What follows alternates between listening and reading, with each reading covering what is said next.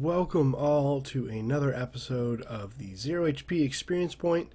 This episode is basically just going to cap off our entire week of E3 2017.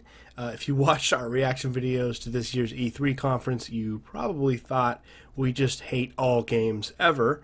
Despite our disappointment with the overall product, however, there were still some great looking games shown off this year that got us stoked for when they release. Here are our favorite 5 in order. You think I'm weak because I'm not like you. You do not know everything, boy. No. But at least I know the truth now. God of War. This had to be 5 because we've already seen a similar type trailer for God of War at last year's E3. But that didn't prevent us from salivating at yet another drop-dead gorgeous trailer full of beautiful art direction and brutal badassery. I'm still a huge fan of the direction this series is taking, especially with the change of camera angle, and honestly, just the overall tone. It should be the last time we see God of War before it releases, but should is a word I use with zero confidence. Expect to see quite a bit more as we near its supposed early 2018 release date. Stay calm, boy! I am! What does it say?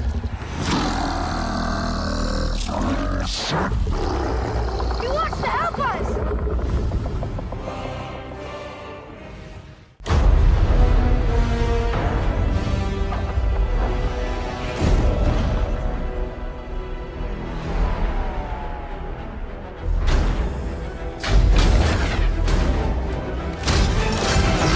Star Wars Battlefront 2. Some of you may feel this is surprisingly low on the list, especially if you know me as the obsessive Star Wars fan that I am. Primarily, it's due to the fact that we've already seen a ton of exciting footage of this game, but it was nice to watch a match in its entirety. I hesitate to praise EA too much since this really is the game we should have received in the first place, but it's great to see a monolithic EA respond to critical feedback like they seem to be doing with Battlefront 2. It will include all 3 eras from prequels to Force Awakens, a canonical single-player story mode, and more team-oriented, class-based multiplayer. Perhaps the biggest piece of the info dropped from EA's conference was that all of the DLC for Star Wars Battlefront 2 will be free in order to avoid splitting up that player base like they did with the first installment. It's a great move, but I see in my crystal ball a wave of in-game microtransactions in your future. Sector is clear. Not clear! Not clear! Hey, Paul. You ready to go? We're just grabbing some supplies. Just about ready. What are you going to use today? I decided to go with the Colossus. I'm going to use my Ranger. Try out some new upgrades. Number 3, Anthem. Based on the fact we know so little about Anthem prior to Microsoft's conference, this could have taken Game of the Show. BioWare had a great demo that managed to show off the world and story, some mechanics, and just kind of the nature of the game itself that they're cooking up there in Edmonton. I have to say that I'm somewhat concerned with an attempt at another persistent online shared RPG shooter. So far, Destiny and Division were complete duds for me personally, and weren't able to capture the elements that I seek from a role-playing game.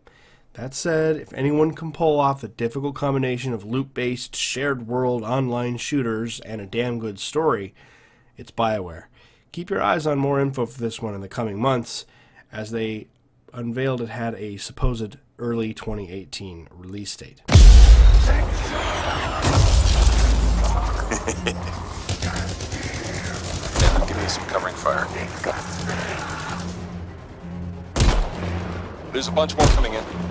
Okay, I'll get this round.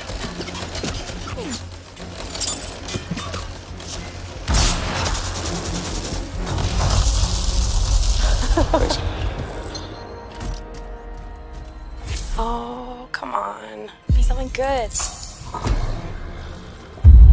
Oh, yes! Jair's Wrath. Oh, nice.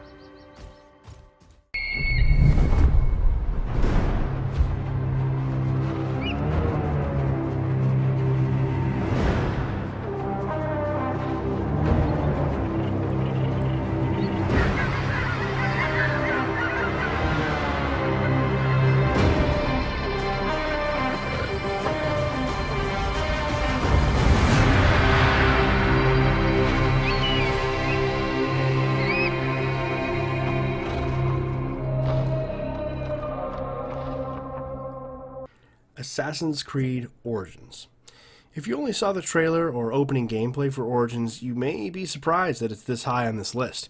Honestly, it wasn't even close to making the list until I dove further into the gameplay that was released later during E3, when I discovered that this game is changing everything we know about the franchise.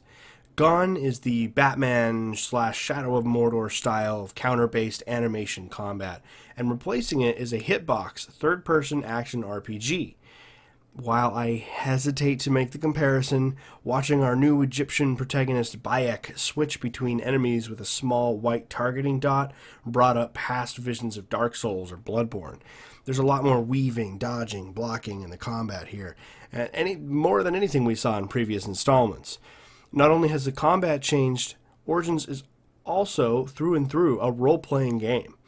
The player will need to upgrade specific skill trees from stealth-based, range-based, and melee-based to create the assassin of their own personal tailoring.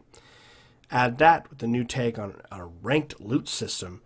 In the demo you saw a common and legendary rare bow. You can count me in on this. Not to mention, the game is stunningly beautiful and takes place during the time of Cleopatra's ascension to power in ancient Egypt. October 27th can't come soon enough. They are the first to call themselves the Assassins.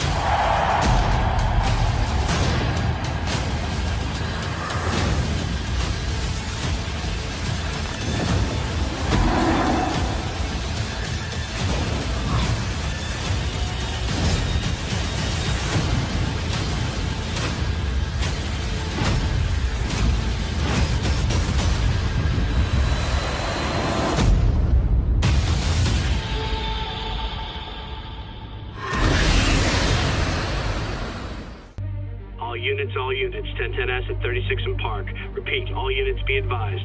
Shots fired at Fisk Towers.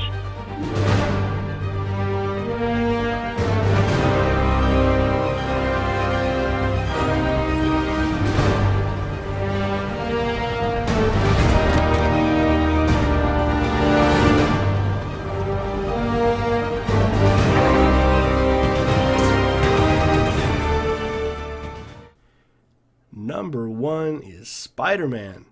Don't own a PS4? You might want to rethink that decision. Insomniac could not have been a better choice to make a Spidey game.